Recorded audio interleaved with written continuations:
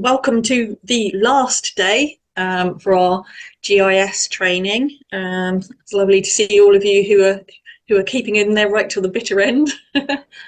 And what would it got to there? So in our final day, we're going to have a little bit of a look at further interpretation with the data. So an introduction to maybe more complex uses of GIS, looking at digital elevation models and sort of a little bit more about analysis. So what we'll cover we're going to create a web map from the data that we used last time. We're going to look at digital elevation models, some LiDAR. We're going to create a hill shade and then look at other ways of looking at visualizing relief, introduce a little bit about 3D models, and maybe some spatial analysis. We'll see how far we get because there's quite a lot to actually get through. So in the last session, we created and exported just a simple map of the Isle of Iona with some symbolized heritage sites and walking trails, legend, arrow, North Arrow and title. And we're going to use the same data layers now as a basis for exporting an interactive web map and also for creating a 3D visualization using the LiDAR data that I was just talking about for Iona. So what I'll do is I'll go straight into QGIS because that's where we want to be. So like I say, last session we exported a map of Iona,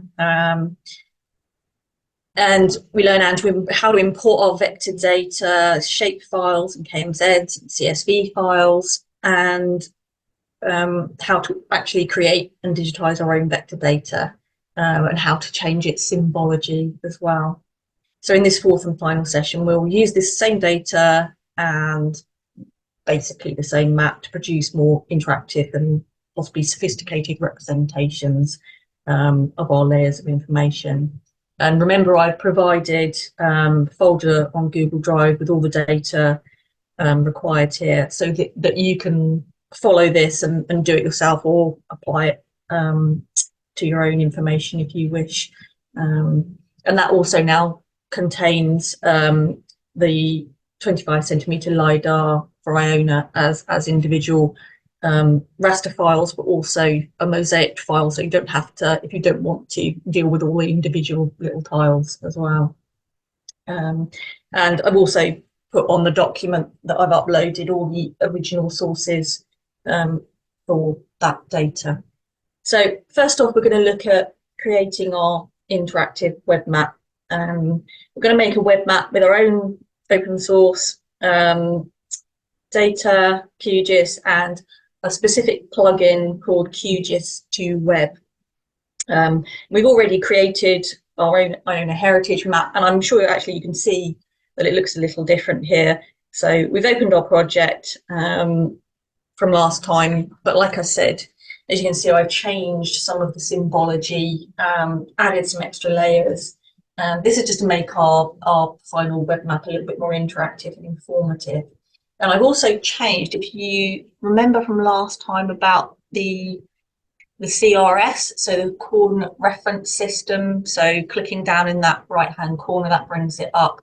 And I'm using something called WGS 1984 Web Mercator Auxiliary Sphere, very catchy. And that's just more suitable for web maps. Okay, shut that down. Before we actually have a look at the plugin and how we're going to use that plugin, over in our panel, in our layers over on the left-hand side there, I'm sure you can see that I've got our Canmore sites that I downloaded from Canmore, and it looks a little bit different because we've got categories. And I've categorized these into the different range of sort of periods in history. So if we just right click on our layer for Canmore and then have a look at the attribute table, and if you remember again from last time, this is basically all of the information, all the attributes from that vector layer that I've downloaded from CanMol. So we've got its ID number, site name, what type of site. So we can see in here, we can start to think, oh yeah, so we've got medieval, early medieval, period unassigned. And this is where I've got this categorization from. Now, because in the site type here, it's actually quite complicated. And if I was to do a categorization of everything, I would end up with basically hundreds of different categories there, which would be no use to man or beast, because it'd be very, very difficult to interpret and it would look awful. So what I've actually done, and this is what you can do basically with your own data, you could create an entire table of attribution for your own data. And then your own fields. So what I've done is I've added a column here, a field with period assigned. So I've basically added a field and then manually, which took a little while but wasn't too bad, actually added a single word assigned to the period in history this site comes from. So you can see that here. And to add a field, what you would do is, if we go over to the very far left over here, and it's got toggle editing mode, so you would click that on, and then suddenly what appears is this little icon here with new field. And if you click on that, it creates a new field, which you can name, and it will ask you to name it, and it will add it into your table. And then you can, again, manually, you can add whatever you like to that table, as long as you've got it down as textual information. And in fact, you can see, which we will come back to later, I've also added another column for our own photographs as well. So that's how you do that. So I will tick that off again because I've already added our new fields, and close that down. And then what I will also do, just go into the properties. We go into our layer properties here and go back up to symbology. Now, because I want to be able to categorize it from that new field that I've assigned those names to, if we look at our symbology, if you remember again from last time, we had it down as a single symbol for each of our points from the CanMol site. So it's just a series of points, all single symbols. What I've done is I've now said I want to categorize it. So in that top drop down box, it's categorized, and the value, if I drop that down, so right hand side, drop down arrow, we can see that it's got all of our from our field names in the attribute table. It's got all the names, and at the bottom it's the one that I've added, period assigned. So it's got that there. And then I just said color ramp. I've just said random colors, but you can obviously go through, you can choose your own colors, you can click on it and you can change the colors as you wish, or you can add different color ramps. But I've just said random colors. And because it's categorized it on that, it gives you your list. And this will be important for when we create our web map, because it's setting up what you want to be able to see in your web map, and it's giving you a nice kind of clear indication of these periods in history. Now you could do that for any of those fields of those attributions if you wanted to add different categorizations there, but I've left it at that. So that shows you a little bit about how you can change your table to show exactly what you want. So now we're going to have a look at our plugin. So if you remember, we've got our plugin menu here, manage and install plugins. And oh, look, actually, I've already done that. But what I'll do is I'll just take that out. And in order to find our plugin, we go QGIS2, and there it is. So, and it describes it, export to an open layers or leaflet web map.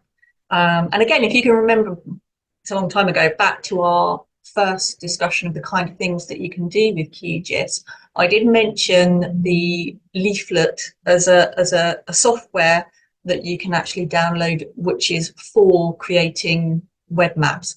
But if you use it as a standalone software, you have to be able to code a little bit, and it's quite complicated and quite not difficult to use, but takes a little bit of getting used to.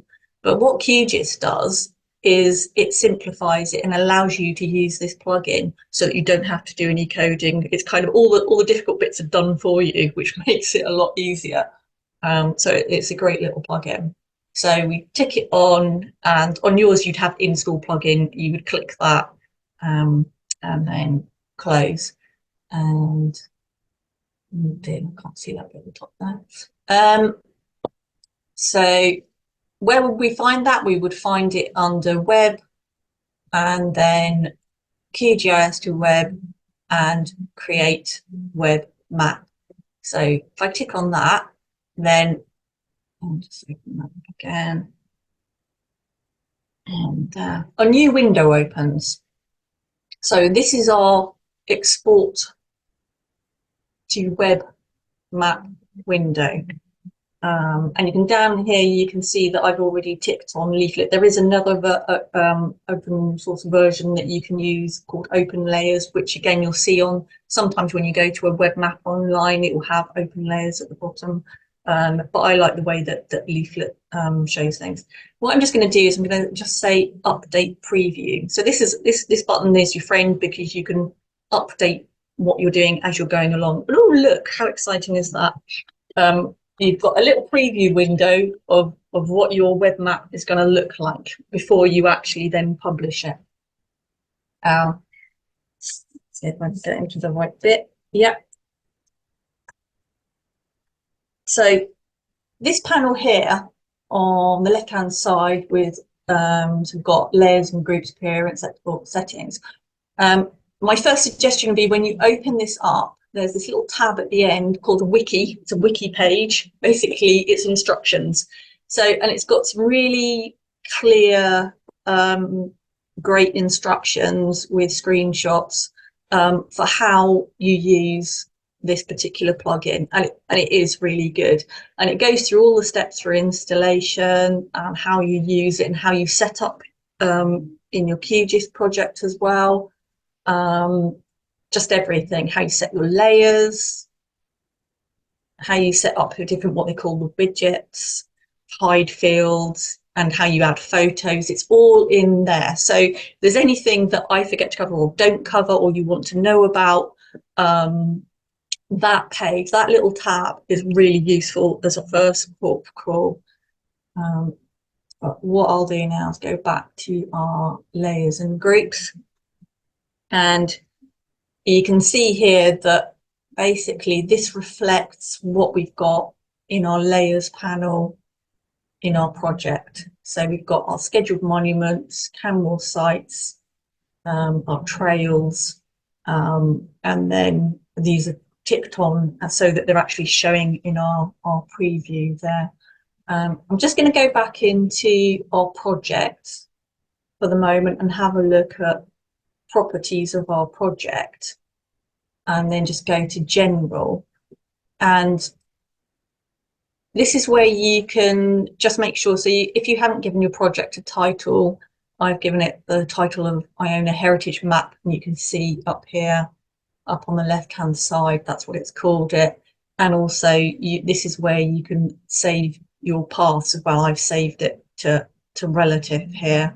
The selection color is actually what, if you go into your web map, when you select things, it will, if you have it ticked on, come up as that color to show that you selected it. That's fairly simple. And then the other thing is if we go into our CanWall sites properties, and that should come up.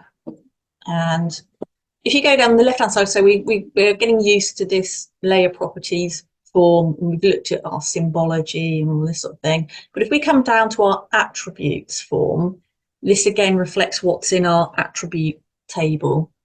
So we highlight any of these. So if I go into, say, Canmore ID, you then get this tab over here. And this is where you can impact what is actually shown in your web map. So I like the fact they call it widget type. So in your widget type drop down box, so if I highlight Canmore, you can see that I've got hidden there rather than what would be, I think it's text edit. So I've got it as hidden. And the reason for this is in my web map, on my little pop-up box for each of those points, I don't want to have the Canmore ID in that box. So I've hidden it. I've done the same for site number, and I want the site name, obviously, because you want to know what so that's left as text edit. Site type has been left, but I don't really want the eastings and the northings. There's no point in that because it's a spatial website anyway. I've left in, so the connection to the Canmore website I've left in. I've not hidden that either. So this is where you can decide what you want hidden or what you want to be able to show in your web map. So that's really useful as well. And you can also see I've got my two added columns there, period assigned and photo. So my suggestion is that you can go backwards and set that up as well in your layer properties. And I'll close that and I'll go back to, here we go, back to this, and we'll have a look at our layers and groups and how those are going to be shown. So, right, and that, and that. Okay, so in our layers and groups here, this is where we can decide how we want to show what's going on for each of our points. So at the moment, if I click on here, you'll see it has a little pop-up and it tells you the site name, the site type. So the ones that aren't hidden, basically, that I decided not to hide.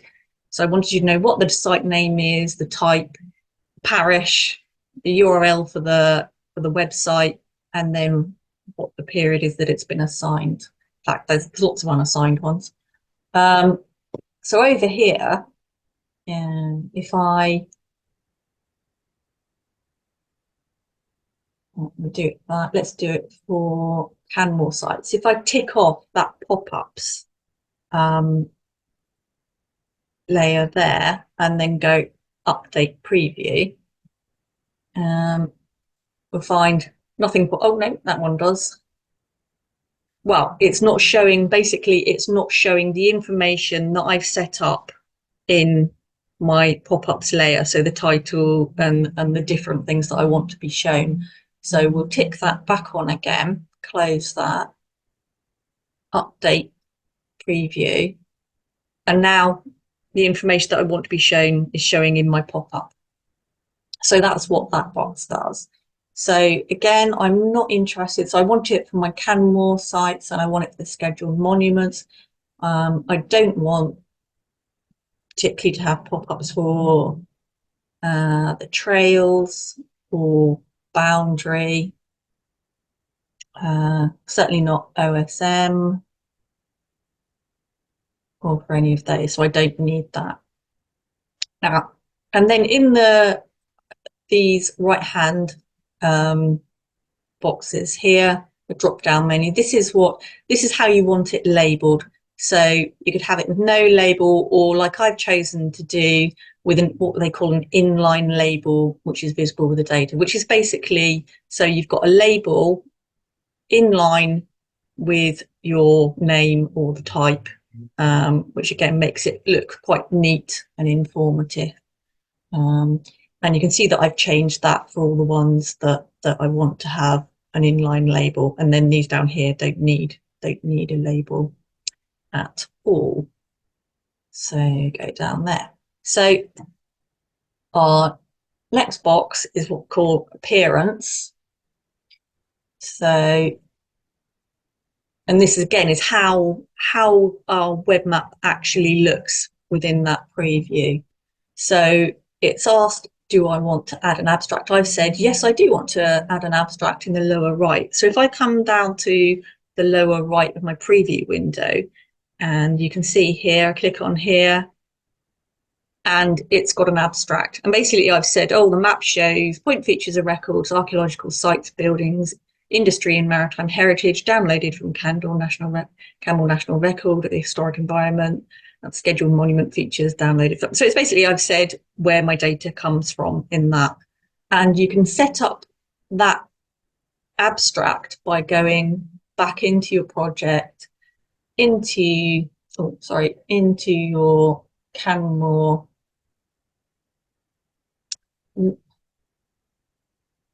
into your properties of your project, and looking at something called metadata. And metadata basically means data about data. So it's information about the data. And you can see in here, so it's already got populated the title, and I'm the author, and it's got a creation date. And in this box down here, you can add an abstract, which describes what it is you're trying to do in your map and the information, where it's come from. In fact, you can put anything you like in there, and apply that. Okay, back into our other window. So that's why it knows. So once you said lower right, it knows that that abstract is there because you've populated it. I've added an address search, so that's what this little button is here. And I want my layers list, which is basically the key. I've decided to have it expanded. But if I say collapsed, update preview, you notice it's gone, but it's collapsed. So it only actually opens up when you click on that kind of like little layers icon there. But my preference is with this that I want it expanded. I'll update my preview again. There it is. Now, attribute filter. So this is the one where, in fact, the whole reason why I categorized my Canmore sites into the different periods of history. So if you click on the attribute filter, and again, it's got all the list of the layers in here, and I'm going to highlight the period assigned here for Canmore sites there. And then I'm going to update preview.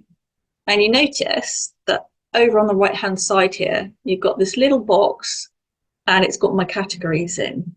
And what this means is that you can actually now filter those different sites. So if I highlight early medieval, then all you get shown on your map are those early medieval sites. Iron Age, medieval, modern, and you can do that. So really, you can add as many of these as you like. It depends on all the different attributes that you have. So I can clear my filter, and then they all reappear. But it's a really nice way of making your map more interactive, but also kind of like for people to be able to search by different attributes as well, which could be really useful. So you've got, not only have you got your key with your different layers in, which you can switch on and off, and I can switch off, on and off trails. I can switch off the mapping.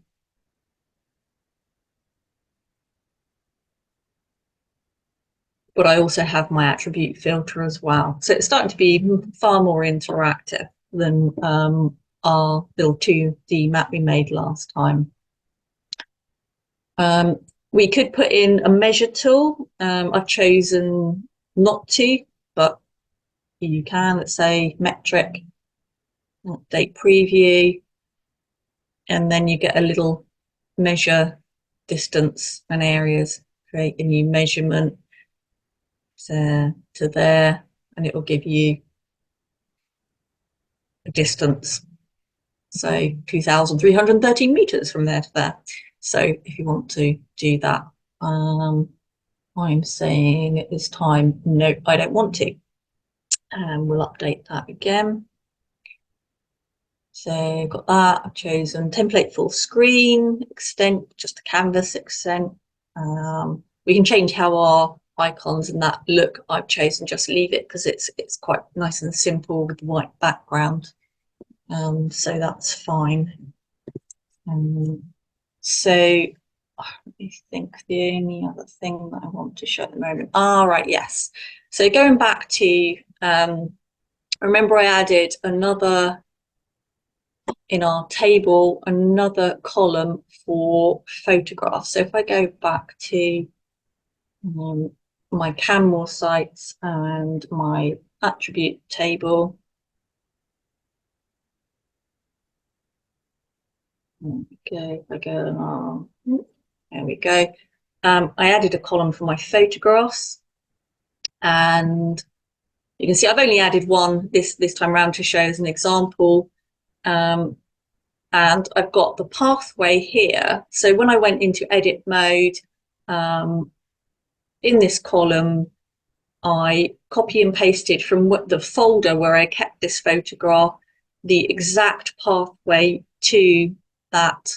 You can see when I highlight it, you can actually see the pathway on there. So see users, my name, just so it's the entire long pathway with the name of the photograph and the type of format. So it's a .png file. So that goes into there.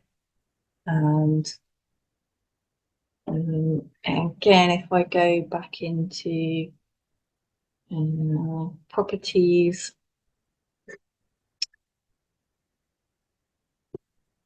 and my attribute form, if I click on photo there, you can see under widget type, it's got attachment.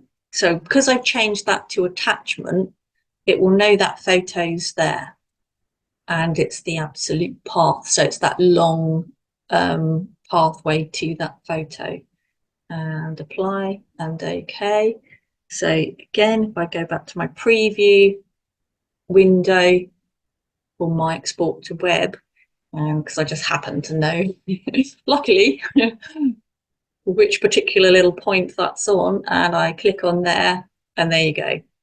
Here's one I made earlier. So that photograph in that folder is now in our little pop-up site, and I've added that, and you could do the same for everything. So if you have a collection of folders that, with photographs that you've taken, and you want to add them, that's a way of doing it. And you've still got all the information above and the connection to the Canmore site there. So we've done quite a lot to our web map. I think let's just update preview again, just to make sure. So we've done our photographs, we've done everything else. I think when you're finally happy with a map and you want to export it, so that's all great. Then there's this tab at the top, third one along, and you go export, and it's really simple. So you've got your exporter, you want to export to a folder. Don't worry too much about this. It's just it makes these GeoJSON files are a format, a file format that's used when you're looking at web maps, and we just want to sort of like shrink them a little bit so you haven't got such a large folder size. So you go in here and you navigate to where you want to save your folder, and then down at the bottom here, next to your update preview, you click on export, and Bob's your uncle, Charlie's your aunt. That's your web page. So you can see it's got everything that we saw in the preview window. We've got our little filter table over here where we can choose what we want to filter out. We can clear that. We can turn on and off our layers.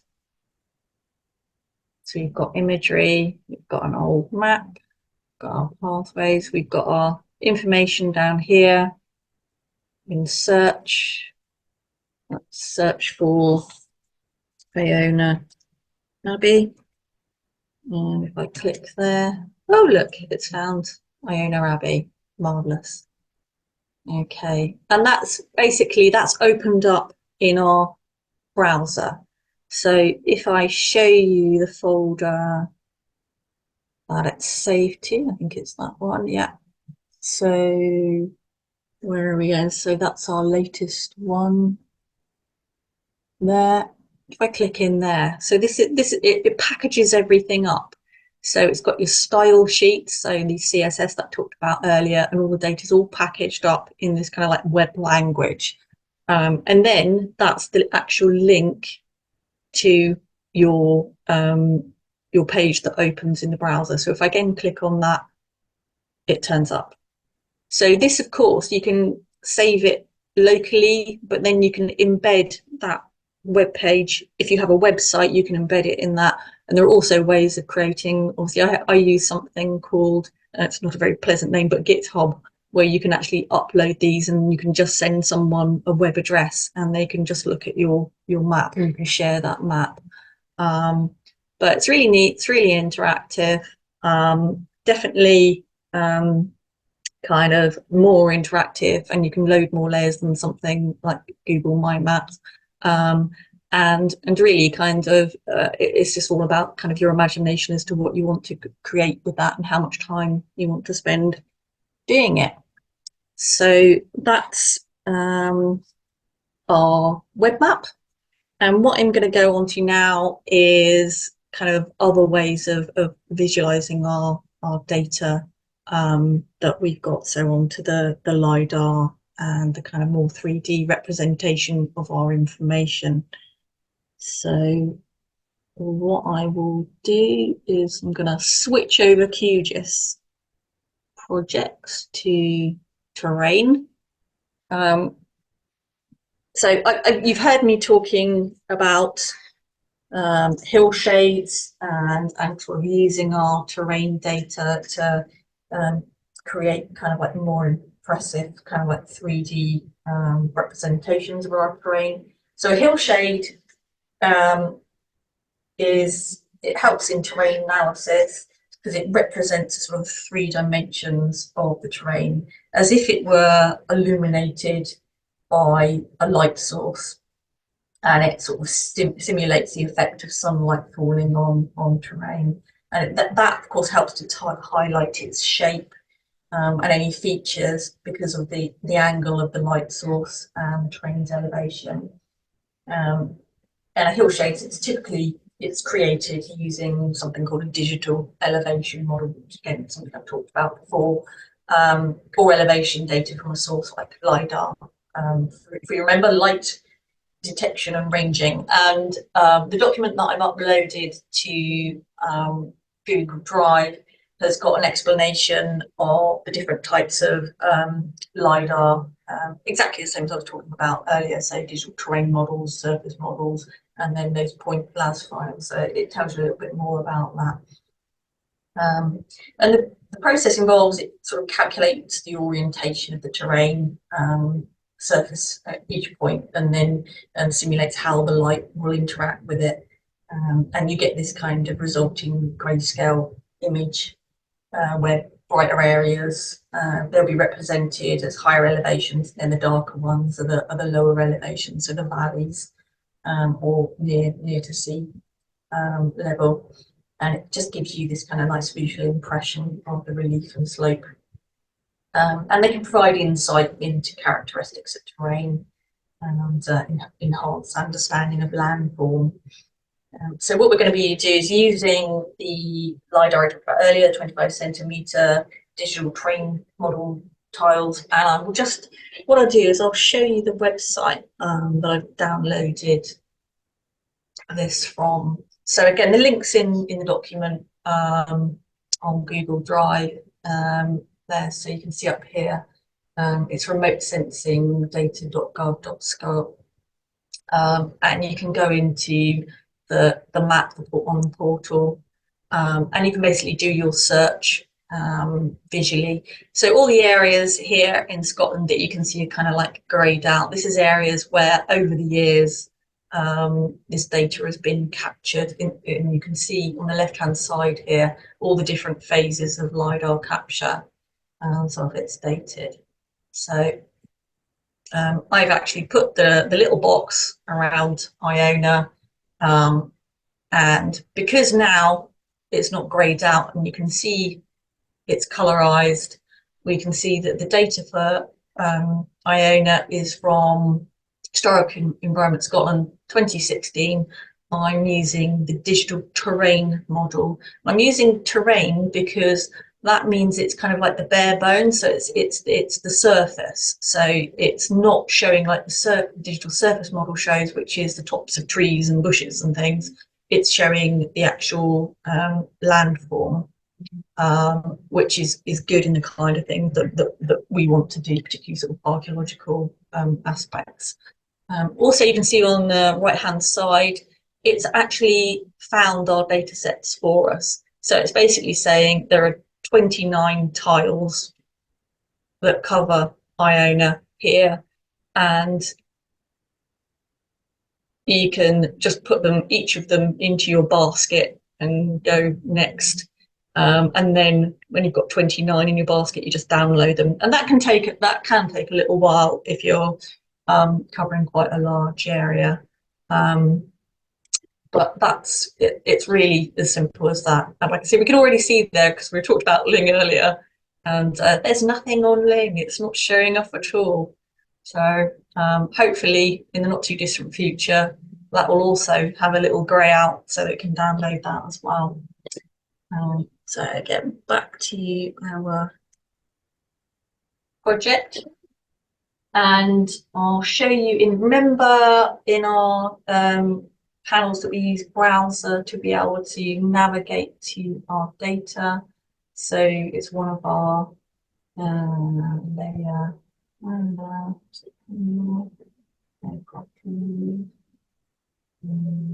view, that's it. View panels and browser. If that's ticked on, you can go into that, and you see here that this is, I've got a folder, data resources. So these are all those tiles that I just talked about. So there's 29 of them, and it integrated. So we've got the DTM, so it's a digital terrain model, 25 centimeters. So it's got all that information. And they're all in there as like a TIFF file.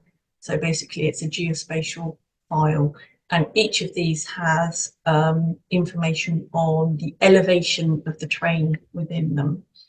So what I'm going to do is I'm going to just click on a few of them just to give you an idea of what you're going to be seeing. So we've got 3 of those tiles open there. And you can see you get this kind of black and white effect, and you can still see a little bit of kind of like what's going on with where the land is, and where the lighter it is, it's higher land. And also in this kind of over here, it's got band and grey, so you can see that the train is going between, it's got -3 up to 74 from that particular tile as a height in meters. So you can see kind of like what the range is there. But it's a bit of a pain. If you've got loads and loads of tiles, it's very, very difficult to do anything with them. So basically what I'm going to do, I'll show you how you can actually mosaic or bring those tiles together. So it's a really useful little tool. So if you go up to raster and miscellaneous, it's got something called a build a virtual raster. So I'll tick on that, and in your build virtual raster, under input layers, you've got the little dots on the box at the end. Click on that, and in here you can see we've got all our layers that are in the left hand panel. So if I only tick, oh, not that one, if I only tick our LiDAR tiles there and then go run, and there's no error warnings, that's excellent, and I close, can you see it's got a new virtual layer, a raster layer, a virtual raster layer. So basically that's become one merged tile. and that can be really useful. The only thing about that is because this is virtual at the moment, if we close the project, that would actually disappear. So what we would need to do in that case is go into our menu there, export and save as, and then you want to save as a geotag, give it a name, and then you would just export it as that and navigate to where you want to save it. So you've got it for next time. But for the moment, I will remove that. Okay, and I'm going to remove our separate tiles as well. And remove. So, as ever, I'm going to say, here's one I made earlier. Oh, we're just going to change the properties of that and just go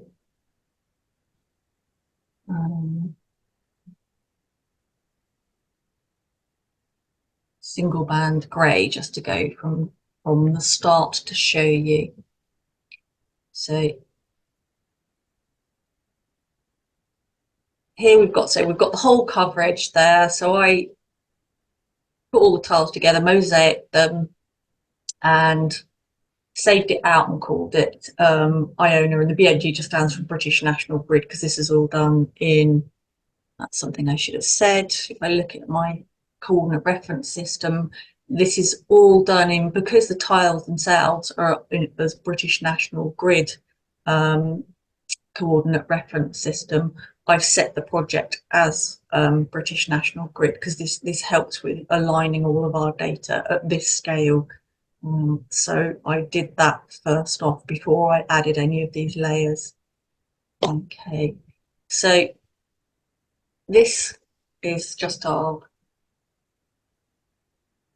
tile data. Now, the next thing, if we want a hill shade, what we can then do, really as a simple hill shade, we can go into properties of that layer, so our Iona BNG layer, to symbology, and back up to our render type here. So at the moment it's this single band grey, and if we drop that down, one of our options is actual hill shade. So it's inbuilt within QGIS that we can create a simple hill shade. And I click on that, and then the other thing I suggest is down here where it's got resampling, zoomed in and zoomed out, change this, if it's not already on bilinear, change it to bilinear. And you don't need to know about what this is, it's just so it's all to do with the image and the way that it's basically resampled for that particular raster layer. But it makes it less blocky. If we left it on nearest neighbor or QB, it makes it very blocky, and we don't want that, so bilinear, and then just go apply. And then you get this really rather nice effect in there. So you can see with the terrain, it really highlights all the shading and the dark and the valleys. And you start to see even where the buildings are and the walls, and it makes it a whole lot clearer. And this is why it's used a lot in archaeology, because it really helps to highlight things in the terrain that you might not see in an image, in a satellite image or an aerial image. It really picks things out in the landscape, in the terrain, all of that detail. So we've got that, and we go, well, actually you could leave it at that because that's a really nice effect and it's really helpful. Would look good if you were writing a report about an area. And again, because this is 25 centimetre, you get really lovely detail. If you were wanting to look at a really large scale area, that's great. But we can take it to the next step, and we can use something called pseudo color just to make it even more impressive. And pseudo color is, or adding it to hill shade, it can really enhance the visualization, the interpretation of terrain features. And it provides sort of extra information beyond just kind of the elevation. And like I say, beyond this kind of like grayscale representation. So it can enhance the difference between features. It can enhance specific attributes. And it also aesthetically, adding a pseudo color, it makes it look really appealing and engaging as well, depending on who your audience is, obviously. So to do that, in our project, the first thing that we do is we would make a copy of this layer. So again, if I right click on that bottom layer, you can say duplicate layer, and then I end up with a copy. I'm going to move that above my initial layer. So I've got, at the moment, I've got a duplicate copy there. So if I turn that off, there we go. So it's duplicated. So select the bottom of your two duplicates first thing, and go into the properties, and you want to change that at the top there, that render type. We had it as hillshade. Now we're going to call it, we're going to change it to, there we go, there's our pseudo color, single band pseudo color. And you see, suddenly you get the opportunity to change our ramp of color there to make it more interesting. And this one that I tend to set it to is called, it's called spectral. So if I don't want that, if I click that down arrow at the end, you can see it's this one here, spectral. The other thing I want to do is, because I want my colors to be reversed to that, I want to invert my ramp. So I'm going to invert it, and then I'm going to make sure down here it's bilinear. Yes, then I'm going to go apply. Okay, so if I just take that off, now you can see it's colorized it so that the high ground is darker, that kind of reddy color, going down to sort of like more the blues, close to you get to sea level. Okay, and then in our duplicate, go into the properties, and what I'm going to do there is in this blending mode down here, so layer rendering, blending mode. If I go into that, I'm going to choose something called multiply, and I'm going to apply that and go OK, and there we go. So what you're getting is you're getting the benefits of the color, which shows up particularly well with the different height variations, and you can also see that terrain coming through from the hillshade as well. And again, really kind of nice effects with your LiDAR. So it creates a really kind of like a really striking visual impression there. So that's with just a simple hillshade and then the pseudo color. So we could leave it at that. Again, you could use that. And again, it was great for illustrations. Again, you could use it on your 2D map to show things up. You could overlay it with your different heritage sites or trails, or you could put contours onto it, your roads and your rivers, just to kind of like give a really kind of striking visual impression. Or we could use something and take it a stage further and use another plugin. And this particular plugin is called Relief Visualization Toolbox, and this is one that's used a lot by particularly archaeologists, because you can really manipulate your relief data to show and highlight things exactly as you want. So again, I need to go to that, which is under raster there. I've got that, but I'm going to go first to plugins, manage and install plugins, and show you again. If I go to relief, you can see there it brings up my relief visualization toolbox. So I tick that, And again, I would install if it's not already installed, close, and then you'll find that under raster relief visualization toolbox, and tick in that, and it brings up, as these things always do, it brings up a new window. And on here you can see it's got all these different methods of basically shining lights from different directions and bringing out different types of information from your elevation data, from your LiDAR, your digital elevation model. So you can do slopes and local relief models. And again, this is something, like I say, that the archaeologists often use when they're looking for things in the terrain. And some of these are very complicated algorithms that are used. But what we'll do is we're going to use something called Blender. And I tick that over to Blender, and you can see it kind of like simplifies it. So now you've got, it's going to do all of those different layers for you. And it's kind of like with a kind of standard setting. And it will do all the modes so that you don't have to actually do all the complicated stuff yourself. Again, that's why it's good.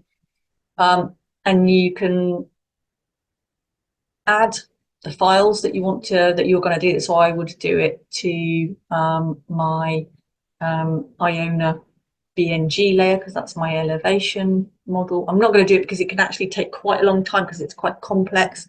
But that's what I would load in here. I would upload my elevation data, and I would choose here the blend combination archaeological VAT, save as float blend, and also I would save by raster as well. So I would give it a location, save it rather than overwriting the one that I have. So I save that, and then I would go blend images. Now I'm not going to do this in real time because it can take a lot of time that we don't have. But basically it's creating and merging all of these different types of terrain visualization there. So I'll come out of that at the moment. And as with all of these things, I'll show you what the results are. So, oh, so it's not that one. I'll get this right in a minute. Yeah. There we go. So this is actually, it's kind of a step on from just using our hill shade. And I've given examples in the document that I uploaded to Google Drive so that you can see the difference between them. But basically here, when you go in, you can actually see that in the terrain, it's even more highlighted those kind of nooks and crannies and the different forms of relief there. And this is why it's so excellent for archaeologists to be able to look at the terrain and to pick out any interesting kind of detail in the terrain that they might not normally see, because you can see every detail. And again, with this particular tool, you can change all of the angles, the direction the light's coming from. You can change angles so that you can kind of bring out the best in the terrain in what you're looking for. So again, that can depend on whether you have, you know, sort of quite low-lying terrain or whether it's very, very hilly and mountainous. And you can play around with this kind of and get lots of great detail out of it. And on top of everything else, it actually looks pretty amazing as well. It gives a really, really cool effect. And I've done the same there with this. It's when we go into our properties of the output file from that particular plugin, you can see it outputs this archaeological VAT mosaic there. And again, I've used that, put the layer underneath with the color, and then I've used multiply so that you get the color coming through to give that effect. So that's our kind of like next step in how we would visualize our LiDAR data. So you can go through with that toolbox at your kind of like, you know, in your leisure and try it again. You can save each of the different layers singly, and so that they appear separately, and you can look at all sorts of different methods of blending them together.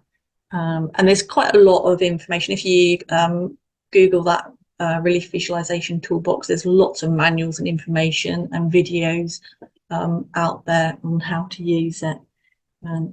So how are we doing for time? Oh, we're okay, just. What I'm going to do now is I'm going to, having got this far, what I'm going to do is I'm going to create some, or a 3D visualization using what we've got so far. Now, QGIS has a inbuilt option for creating 3D views. This can be found under the view menu. We look here and you can have a new 3D map view, but this is not what I'm going to use because it can be really tricky to handle and to use, and it's actually it's slow at the best of times, so online it would be even slower. But my suggestion is, and I've given some links to some YouTube videos on the documentation that I've uploaded if you want to follow that up. It also means that you have to use another software with it in order to create a little video at the end of it as well. So it can be quite tricky and complicated to get to use. But what we're going to be using is another plugin.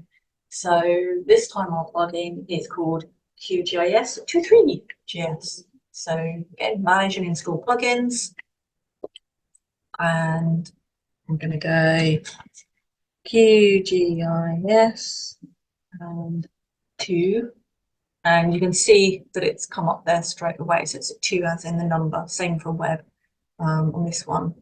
And there you go, 3D visualization powered by WebGI technology, like that. So you don't need to write it. Anyway, you would install your plugin, and again, that one is, if we look under web, and you've got QGIS and QGIS2 3GS, and it's got an exporter.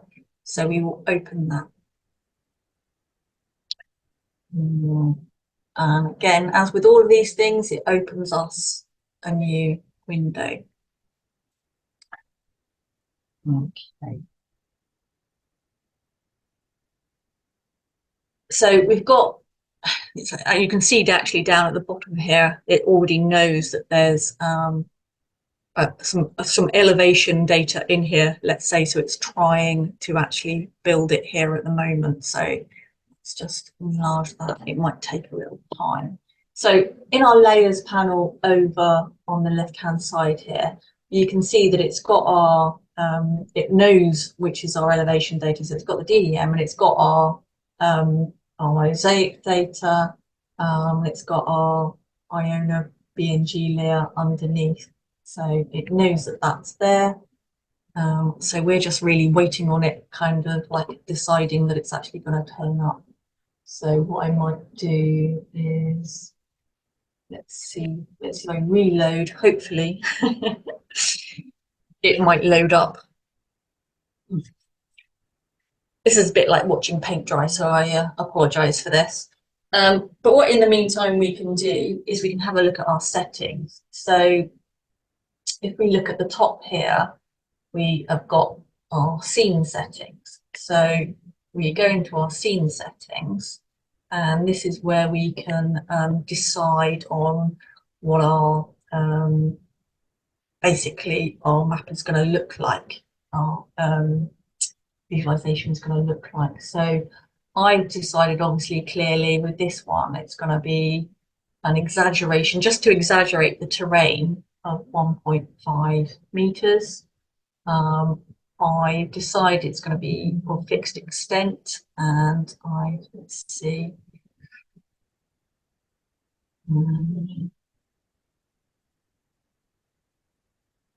Okay, I'll change that to my shapefile for the area.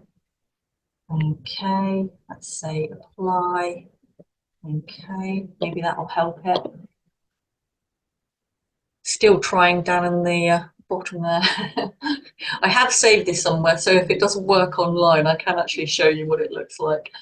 And then also I'm going to go into my, it's not going to do anything at the moment.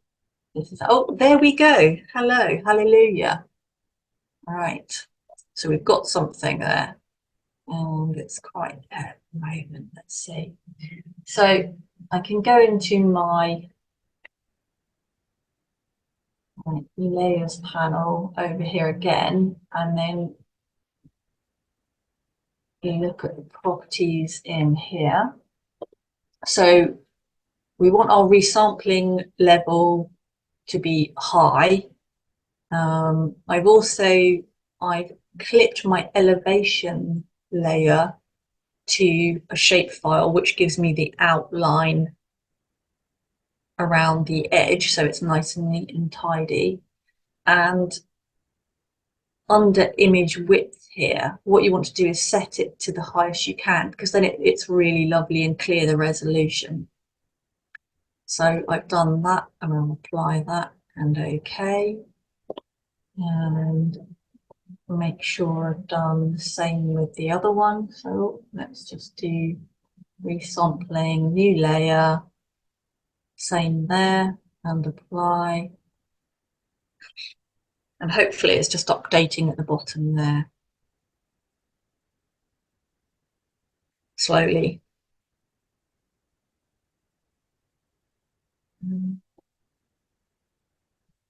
Okay, I'm struggling again. And we can see in settings. Let's just see if I change that to 2, it might kick it into action.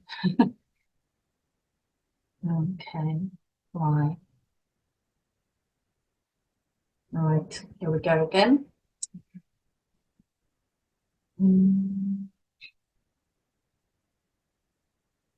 So yes, this is one of those things you have to have a little bit of patience with. And again, we've got to remember this is actually working in 3D.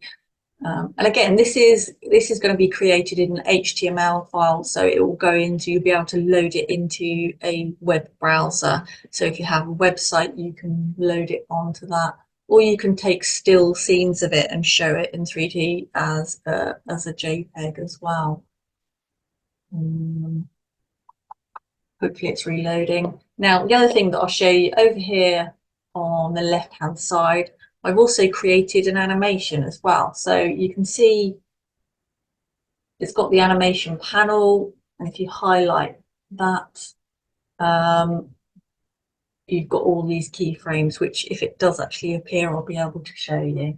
I might have to abandon this and actually show you the one I made earlier in a minute if it doesn't speed up. Nearly there. Oh, there we go. It's trying hard. Whether it's because I'm doing all this all online and it's struggling, it could be. But again, if I just highlight that on my camera motion and move to the key frames, you can see that these I've collected. And that's basically by, if I highlight camera motion and add, and I go to a view that I want to go to and add, it will add a key frame. So basically you can decide where you want it and add a frame. So it keeps adding frames. So in fact, I've created another little group there. But it basically runs through those key frames to create an animation. And if I just, is it going to work? I think it's probably going to, no, there are 2 enabled. Doesn't like that. Right. Okay, so I've ticked on the animation and it's actually doing it now. In fact, actually the elevation has worked now as well. It took a little time to load because it's so high resolution. but you can actually see it moving through the terrain. And again, you have control over this because you can add as many keyframes as you like with this little additional button there. And we can stop it when we want to. Okay, so just have a look. In the panels, is that the console? No, it's not what I'm after. Help, that was it. So usage. So useful little thing is this usage under help. We've got usage of 3D viewer. So when you're navigating around it, it tells you in this little panel what you do with your mouse. So left button plus is move and orbit. Mouse wheel, you can zoom in and out. Pan is the right button, and you just press it down. So it shows you how you actually navigate in and out, and that's really useful when you're adding your keyframes there. So I'll just go in and see how that, there we go. So basically, when you're happy with your visualization, you can come up here and again export to web.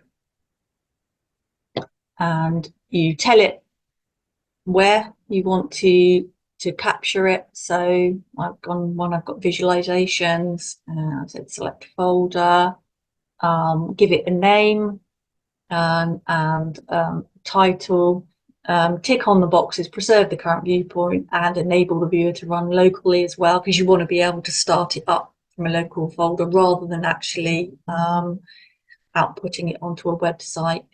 And then also you want to click on the fact that it's an animation and to start that animation up. And then you say export.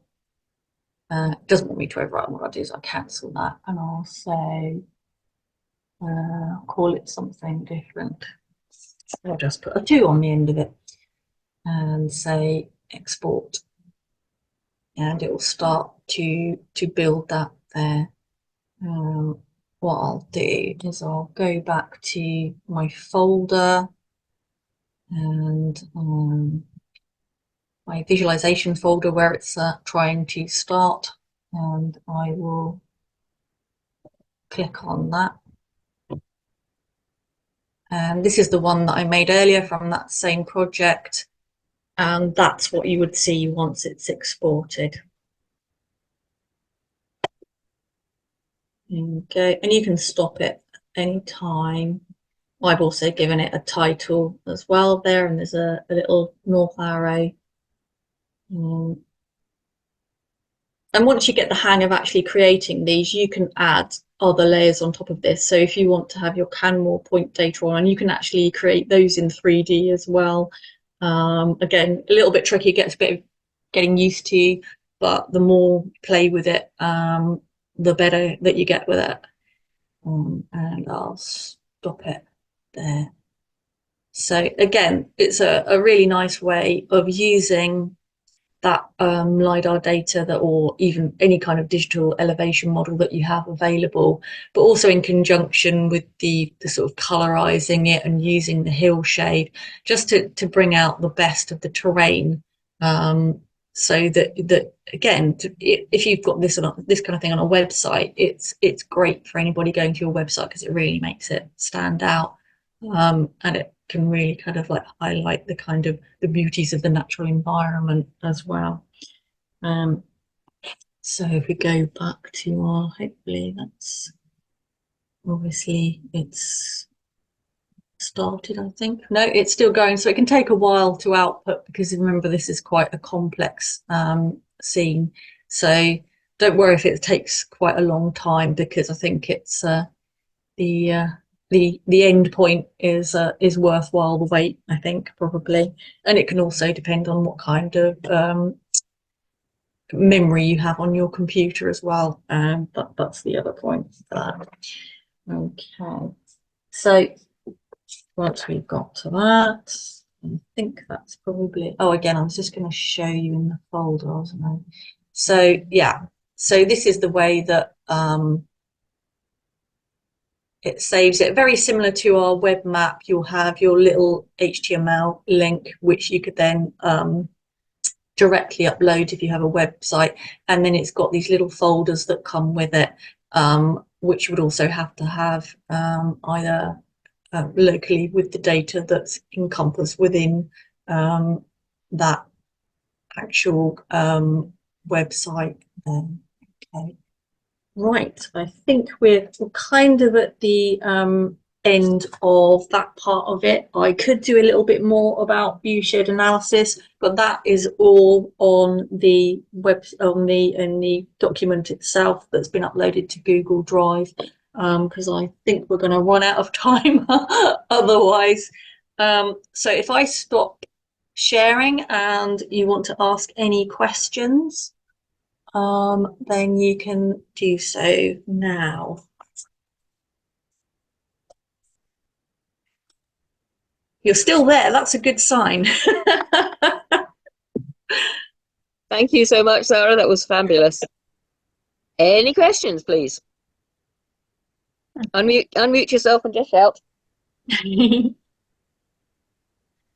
I wrote a couple of questions. Well, I wrote a question in the chat box, but no, I can't find the chat box. It's gone. Oh, right, chat. I can see. I think I can see it here. On the first one, right, yes, where you had the dots in different colours, and you had like early something, and you finished with Victorian.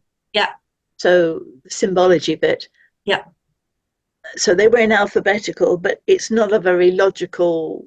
No. I mean, I get that, but you can change those around to your heart's content. Yeah. All of those things. That was a kind of like an example of what you can do. So all of that you can change around, and have it in chronological order, alphabetical order, whatever order you want. Yeah, and I just noticed that they've got Elikaniv, which is one of the Garvalaks has been done, which is one where you've got Brendan's monastery and things. So I'm thinking, oh, well, perhaps that we might start by looking at that, which is much smaller than Ling. Yes, well, that's I did Iona because I thought it was a good example because it is compact. Because I looked at a lot of the other LiDAR that was available, because there's loads, obviously Kilmartin and all that, but it's quite a big area and it's quite kind of convoluted. Whereas that's kind of neat and compact. But yeah, like you say, the do you say the Garvax? I think I did actually download some of that and had a look at it myself, but I think because I used Iona because there was more going on as in for the web kind of map as well. But yeah, give it a go because you can do exactly the same thing. If you follow through the instructions, you should end up with pretty much the same. And probably better because you'll know more about what you're talking about. Well, we'll see.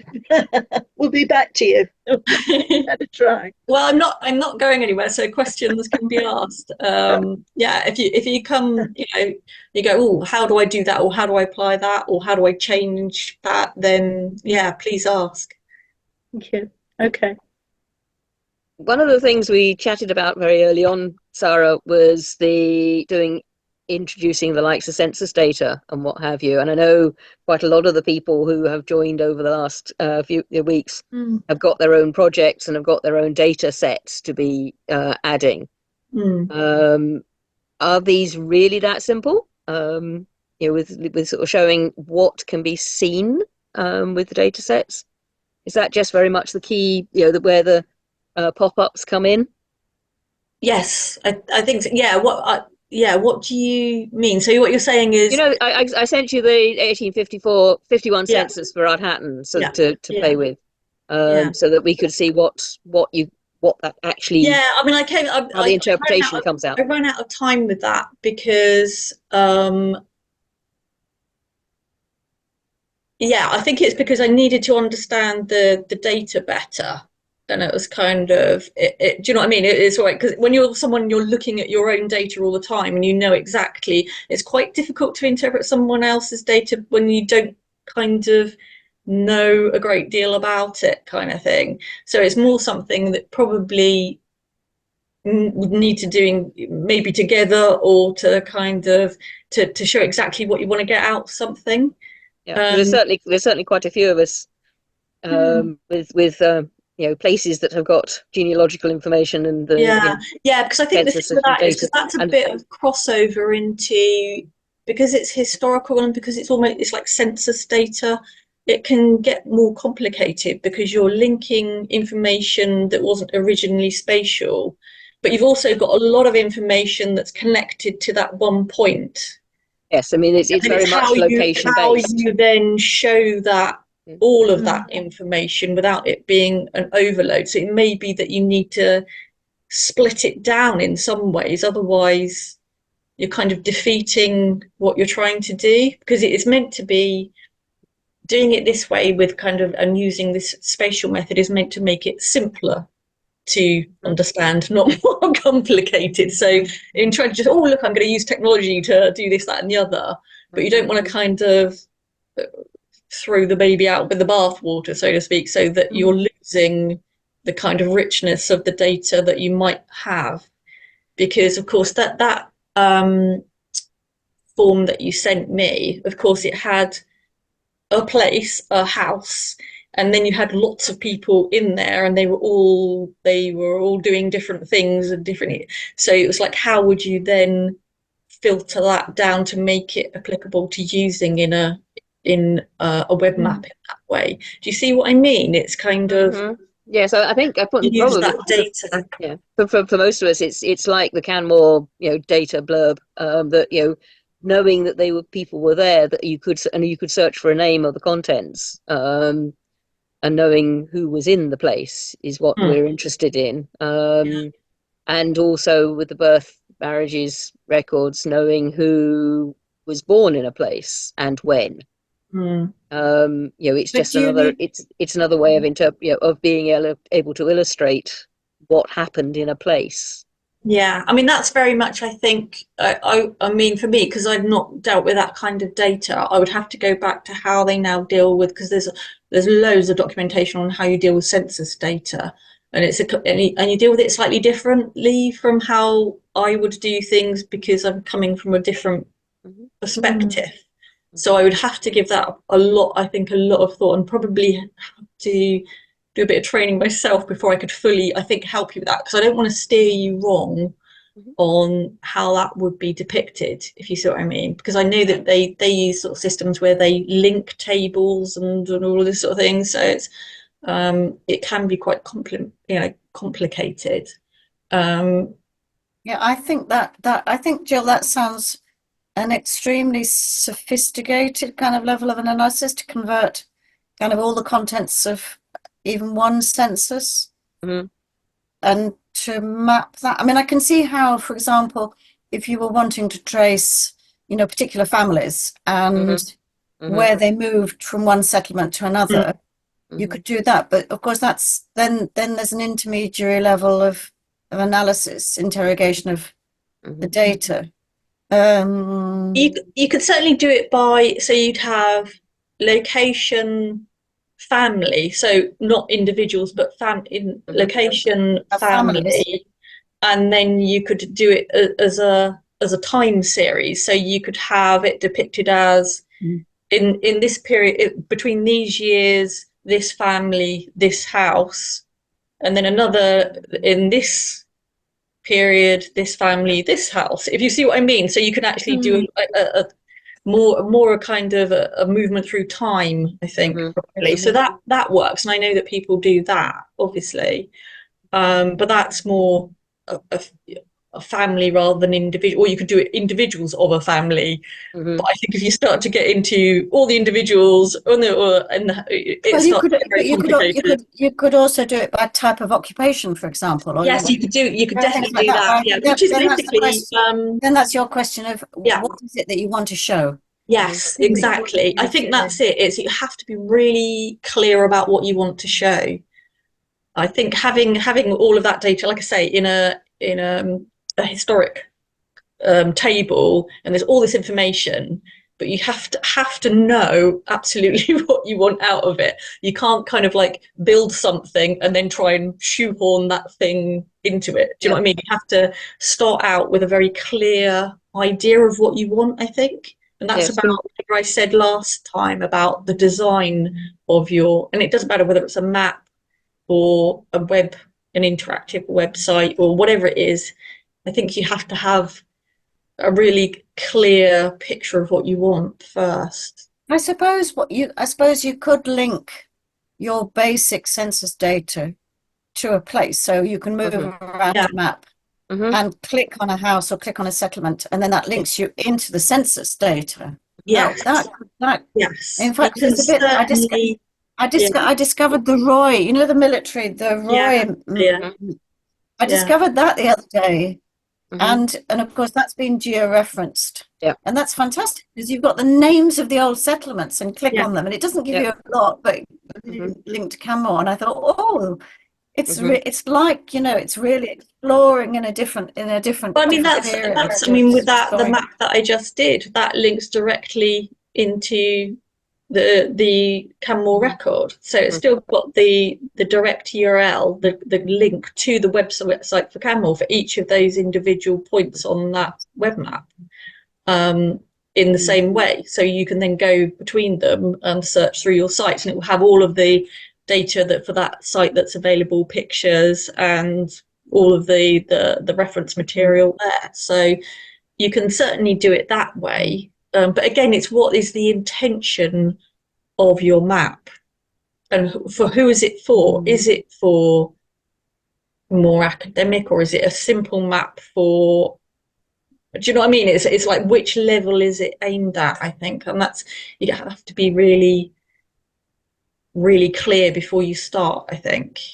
Yeah, I mean, for me, it's as a one-place study. Then, you know, we are looking at, the idea is you're looking at the place and what is what reference, you know, almost anything that references to that place, and the layers of that. So we're looking at a place through time as well. So, you know, they're looking at the Canmore work, and being able to refine what is on Canmore, to be able to see our archaeology, our prehistory more clearly through time, because we've got so much of it. And be able to create those layers of how it changes through time will be fascinating. You know, I mean, again, you could take what I've done there, you could apply it to anywhere really, but and again, it's what you want to filter and what attributes you want to highlight and add, I think. And again, it's being clear about each of those, like I said, and you can add those other, because I used the Canmore data with its attribute table and just chucked my own stuff on the end of it. So they've done a lot of the work for me there. But you could start from absolute scratch and add only what you want to go into there. But I mean, it's always easier when someone else has done half the work for you. Absolutely. That's the other thing I would say is, like, you know, don't reinvent wheels. If someone else has already done something, the last port of call is actually creating your own vector data, your own, like I showed you how to create a shapefile last time round. That's kind of the last port of call. If you don't have to, use what is already out there and add to it, I think. And again, a last thing about also licensing, always be clear about, if you're using data, always be clear about the licensing and what you're using it for, and that it's obviously got to be mentioned. You know, if you're using someone's data, even if it's completely open government data, you still need to put the license, the fact that it is open source data on there. But yeah, I think it's going to make it as easy for yourself as possible if someone else has already done it. Yeah. Can we hear from everybody else? What, I mean, you know, as we're coming to the end of this this series, thank you so much, Sarah. Can we hear from everybody else what you're thinking of doing with it, possibly, or what you may have got from the last few weeks? Everybody else hiding behind blank screens? Come on. I'm hiding behind a blank screen because it's cold in my house and I've got a great big heavy dressing gown on. I've done quite a lot of GIS in the past, but I've used ArcGIS, and QGIS is a bit different, and I'm really kind of interested to get back to that. My particular personal project, I don't live in Argyll, but I I'm looking out my front window at Argyll because I live in Greenock and I look across at Helensburgh. My particular project that I'm looking at is the religious buildings within Inverclyde. Yeah. And trying to map them. So I'd be looking at things like Canmore and the scheduled ancient monuments, see if there's any. Yeah. And then OpenStreetMap, and then historic maps, so I can find buildings that no longer exist. Yeah. And then create my own data sets. And it was just really trying to find out how to do So it. basically, what you'll be doing is getting everybody else's information and kind of merging it into your own. Yeah, exactly. Yeah. Exactly. Which is this is ideal, absolutely ideal for that. Oh yeah, absolutely. I mean, see, I've done quite a lot of GIS. Yeah.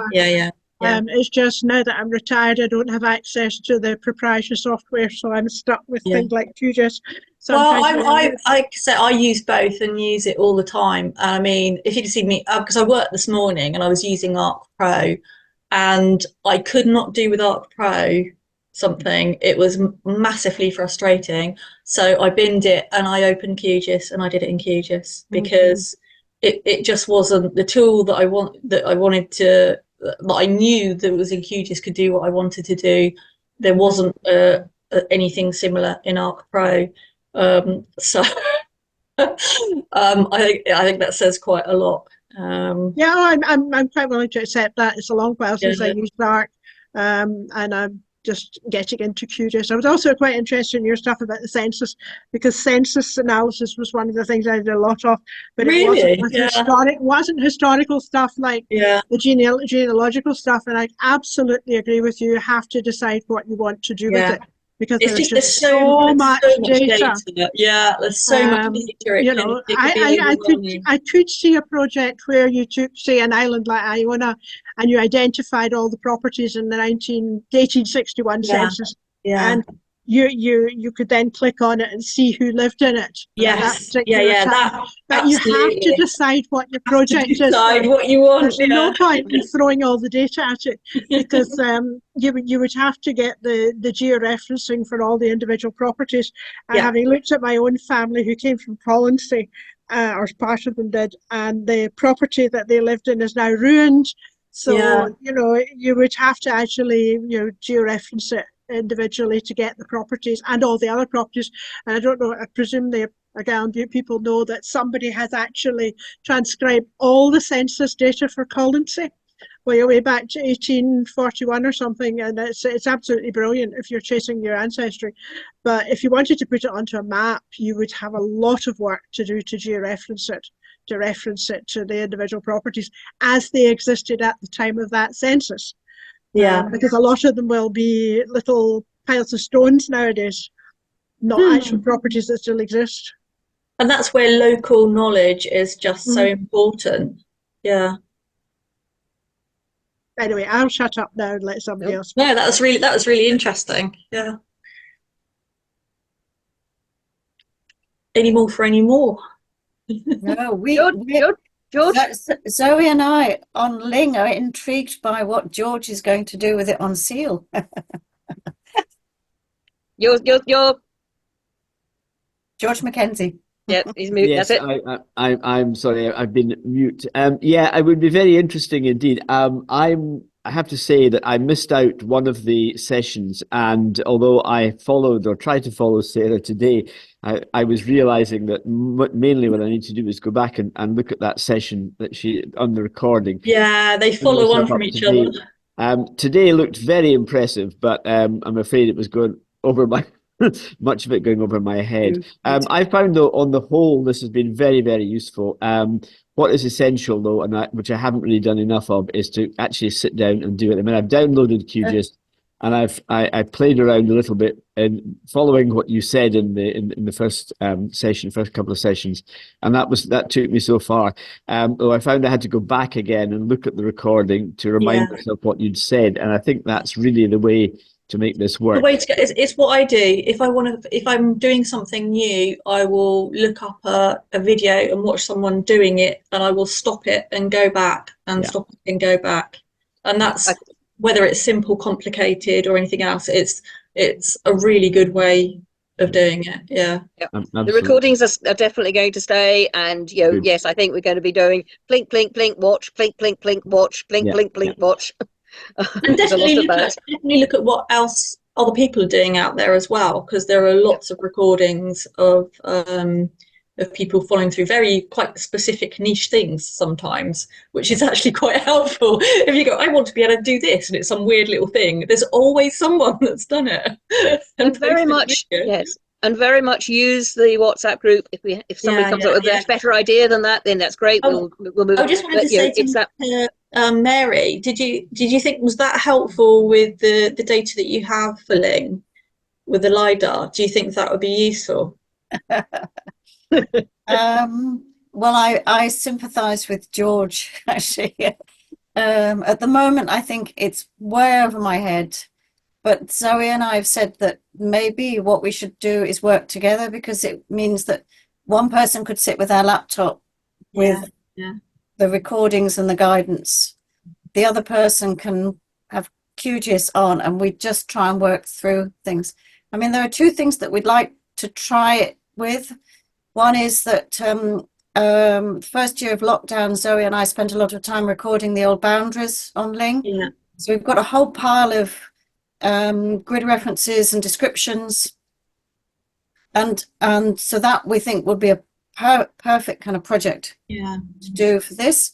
And the other is there's a little collection of flints turning up around Ardnamur Bay, and the shore eroding out, and it seemed to be coming out in clusters, and of course QGIS would be perfect for mapping the location, so we can see what kind of spread of flint it is, and whether it's just been washed up or eroded out and whatever. And that could be a nice little, so one's lines and one's points. I've worked that one out. Yeah, excellent. I mean, that kind of thing to start with is a really good idea. I mean, that's excellent. I imagine that probably, I know that, I mean, it's all right for me to go, with the LiDAR and all that, because I work with it. In fact, that's what I was doing this morning, was French LiDAR. I was, and all the documentation was in French, and I don't speak French, so that was fun. So I do know how you feel in that, looking at something and you're going, oh, what is she talking about? But it is worth persevering with if you have that data available to you, to chuck it in a project and just have a look and give it a go, kind of thing, and get familiar with it. And like I said, I'm always willing to help as well, if you have questions, and just go, look, I don't know what you're talking about. Can you explain it again, or further instruction? Totally happy to do that. So, thank you. Susan, would you like to, have you got anything you'd like to chat about?